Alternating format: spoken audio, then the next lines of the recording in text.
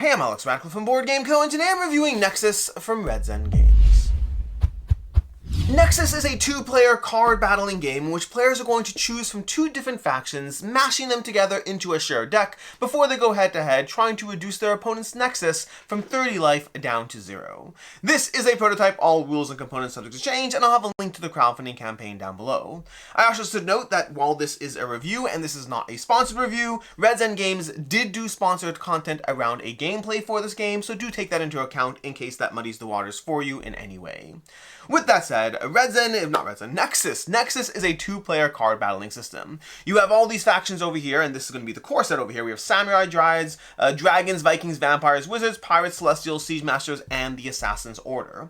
Each player is going to go ahead and take two of those factions and combine them together. There's a little bit of a drafting mechanism. You'll have a certain number of factions revealed. Then there's a turn by turn, as one player chooses one, the next player chooses two, the next player chooses one, until you basically have your four factions, two for each player, mixed up into those shared 30 card decks. So 15 cards per faction, although factions do come with special cards as well. Speaking of those factions, each faction has a playstyle, and then in many cases also a rules adjustment, something else that they do. For example, if you check out the gameplay on the channel that we have for this, you can see that the Vikings use Rage as a mechanic, where they're utilizing Rage in order to go ahead and use that economy to attack with aggressive attacks. Meanwhile, Dragons are building up off of other dragons. The more dragons you have in play, the more powerful you can be. So for example, let's say we took the Pirates over here and the Assassin's Order, which honestly, by the way, that's a combination that would be a lot of fun, because the Pirates, where are the Pirates over here? The Assassin's Order is over here. They should have these cards that we'll set aside. These are the Assassins that we will be sneaking into our opponent's deck,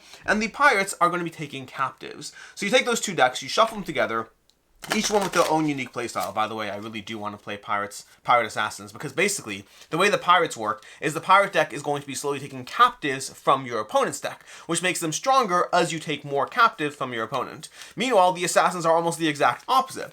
The Assassins are infiltrating your opponent's deck, being put at the bottom of the deck and then shuffled into the deck in a way that as the opponent starts drawing their Assassins, they take damage from those Assassins that have infiltrated their deck. So the idea of, this actually might be a really good faction combination, the idea of depleting my opponent's cards while trying to make sure that I go ahead and infiltrate their deck with more Assassins could be a strong combination. Once both players have done that, set up their factions, so to speak, you'll draw your starting hand of cards. You do have an initial mulligan if you want to take it, and then from there your turn is pretty simple. On your turn you draw a card, although not on your first turn, then you'll choose a card to play, and then you'll take any actions or attacks from cards in play. So for example, maybe I go ahead and I play, ooh, that's a good one to do, but maybe I'll do, that would be a great one later in the game. Oh, these are all, okay, let's play the Desert Viper over here. Desert Viper will let me go ahead and play, look at the four bottom cards of your opponent's deck. You may spend one card to their graveyard and place another one on top of their deck. This is a great card to play once you've been slowly starting to slip your Assassins onto the bottom of their decks. You can do that as an ability when you play it. Additionally, this is a unit that has an attack value, which means I'll also be able to attack my enemy the same turn. There is no summoning sickness in this game. Units can attack the same turn that they come into play, although if your opponent has defensive units, you'll have to attack those defensive units before you can attack their Nexus. Once you're done attacking, you will defeat the unit automatically, meaning whether or not your unit died in combat or not, once a unit attacks, unless a rule gives you a different way to not do this, you will lose that unit, which is something you might not be used to in many card games, but it does add to the fast-paced nature of the game, as well as ensuring that no one player gets a dominating battlefield and just overtakes your opponent, because once you attack, the unit is gone. Choosing which cards to use, which order to play those cards, and trying to choose your combination of factions is going to be the root of the game as you go through this system. You have your factions, you have your cards, choose the right order. There's no cost to your card, you just play a card on your turn. There are ways to play additional cards. Do I have any in my hand? I don't have any in my hand, but there are ways to play additional cards where if we have them, do we have any of these factions? Yes, we do. So if you have that little symbol here, you can get a free card play after that card. Additionally, this red over here, that's going to be a defensive unit, an offensive unit, and then we also have support units. So for example, this one is an offensive unit, but also a support unit. Support units can be attacked, defensive units can be attacked, and the opponent's Nexus can be attacked, versus offensive units cannot be attacked unless an ability gives you a way to do so. That's basically how you play Nexus. There are a few more nuances to it, nuances that will definitely come up as you choose any faction and go through the rules of that, but the basic idea, choose two factions that you think will work together using the drafting mechanism of the beginning of the game, and then go head to head with your opponent trying to see who plays better or who chose a better combination of factions in the game. Which takes me to my review of what I like, don't like, and see others not liking, starting off with what I like. To begin with, I like the art of the game. By no means is art ever the most important part, but I will say many a great game has died on the hill of just not having components or art that made me want to dive in and play it. And this does not have that problem. The art is great, lots of variable art on all the cards, going through your hand at any given point and looking at what you have is a joy, which is a good starting point. It's not a good reason to get a game. But that brings us to the other good reasons to get this game, which is going to be the ease of play. This game you can teach people in 3 minutes, then hand them their specific rules differences as far as the factions. Granted, it might take like 6 minutes if you are focusing on giving them a little bit of a breakdown on how each faction operates. Although honestly, for your first game, I wouldn't recommend spending too much time on that. For your first game, just grab any factions that appeal to you, from anything from their name to the art to whatever it is you want. Once you learn how to play the game, then go back into it with a bit more nuance and understanding. There are factions that are going to be discarding their own cards to be stronger. There's going to be factions like the Assassins that infiltrate your opponent's decks. There's going to be factions that heal your own Nexus and factions that damage your opponents.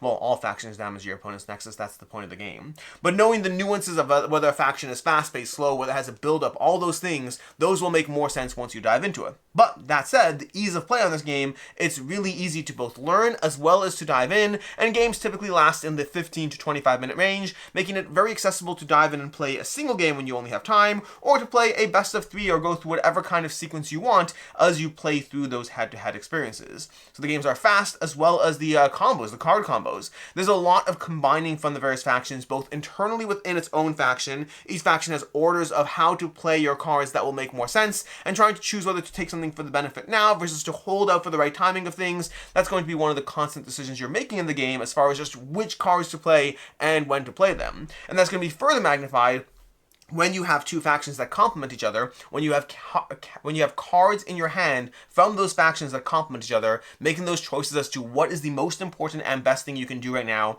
building up to a lot of one-time use abilities, building up to a lot of tapping abilities that will give you more recurringness. On the other hand, those cards might be more easily defeated by your opponent. There's a lot of structural decisions you are making as you go through the game experience. As far as things I don't like, and I know I just said there's a lot of structural decisions you're making, I still think, despite all that the decision space is lighter than what I would like from this game. There's less decision space from what I would like overall. And I don't know how much of that is because of the nature of the attacking. I think the attacking and destroying a unit right away does provide a degree of no one player being able to get too strong of a heads up over the other player. My initial 3 turns is not going to result in me being able to just swarm you overall. And it also removes that mana ramp aspect where you can have a super powerful unit come out turn 1 without having to deal with mana costs, because at the end of the day, it's still going to die as soon as you attack with it. So you don't have that creep that you have to manage in many other games, making this very accessible to dive into. On the other hand, the battlefield not really having a pure offense or defense mechanic going on. Again, there are defensive units, but I would say that for the most part, the offense and defense in this game feels much less of a tactical maneuvering than you would find in most other games of this style, and that does remove a lot of the decision space from the game. There is decision space over drafting of factions. There's also decision space over which order to play the cards. I don't want to say there's not decision space. There absolutely is. There is less than what I would like from this style of game when I think of and compare it to other games in this genre. Additionally, I'll say that I'm not quite certain of faction balance yet. I've played this game a bunch of times by now, and there definitely does seem to be stronger factions that might come down to the combinations. That's one of the things that's tricky to know. Like, was that faction better and stronger because it combined nicely with a faction that complemented it, or is it just a stronger faction? I don't yet have a sense of that. What I will say is there definitely do seem to be factions that are stronger based on my plays so far. I am always very cautious when I talk about balance in games, because I think balance takes a lot more than a handful of plays to figure out. You need a whole lot more playtesting, so I don't know to what extent that is. I just know perceptionally there are stronger factions from what I've seen so far, but that is purely perceptionally based. Additionally, as far as what I can see others not liking, I'll say that the characters attacking and not staying does feel a little weird. And this is a separate complaint from my aspect of how there's less decision space than what I would want, because that could be solved by having more characters actually static in the battlefield, but also other ways you can add more decision space. But I think in general, the nuance of having a character who goes into the battlefield, attacks your opponent's Nexus, nothing deals damage back to them, and yet they're still gone, that does feel a little bit less fun compared to getting that chonky, 7 attack character out. Your 7 attack character effectively is kind of similar to a one-time use spell. Everything in this game is kind of similar to a one-time use spell, so that nuance definitely takes away from some of the character attachment you might get to your favorite cards in these styles of games. As far as final thoughts on Nexus, overall Nexus is an enjoyable game. And it does, I think, I'll get to it when I get to the recommendations, but obviously this can be compared to Smash Up to a degree, and I think this is the game I wanted Smash Up to be. I didn't love Smash Up. I led the premise of it, of mashing up two different factions, similar to what you do in Nexus, but the gameplay never really worked for me. This one feels a lot more similar to what I was hoping for that. You have a variety of factions, each with their own different playstyle, and those playstyles, by the way, do feel meaningfully different as you go through the factions. Like, my issue is the decision space, not the feeling different. The variety here is excellent. Combining any two factions will give you different combinations of playstyles that are really going to affect how your faction plays out, and that part is very satisfying. And so you have this variety of factions, you have this great art, you have this easy to get into gameplay, you have quick, fast-paced games. All of that is just an overall fun experience. The main thing that does hold it back for me is, while there is decision space and while I do feel rewarded when I played well, when I won, when I even built my factions in the first place, I still think this is one of those games where a lot of times my hand is going to define for me what the obvious one or two plays are, and the amount of times I'm making really crunchy decisions where I'm trying to think through how to approach it, I think that is less often, and more often it's about, did I draw into the right cards at the right time? And that does hold back the experience a bit for me, so this is going to be a 3.5 out of 5. As far as other game recommendations, I mentioned Smash Up already. Smash Up is definitely one that you should check out if you like the premise over here. It is a very popular game with a big fan base. I'm not in that fan base, but I think these games are similar enough that I still think if you like this one, or if you like that one, you should be checking out the others. And if you're looking for just a generally good, fun, head-to-head game that I would say probably the same game weight, but with a lot more focus on dice rolling, check out Dice Throne. That's another head-to-head game, another one with great art, great production, another one where I feel the decision space is a little lower than I'd like, but still produces fun gameplays. Dice Throne is another one that is definitely worth checking out. In any case, until next time, I'm Alex Radical from Board Game Co. I hope you enjoyed this video, and as always, I hope you have a good one.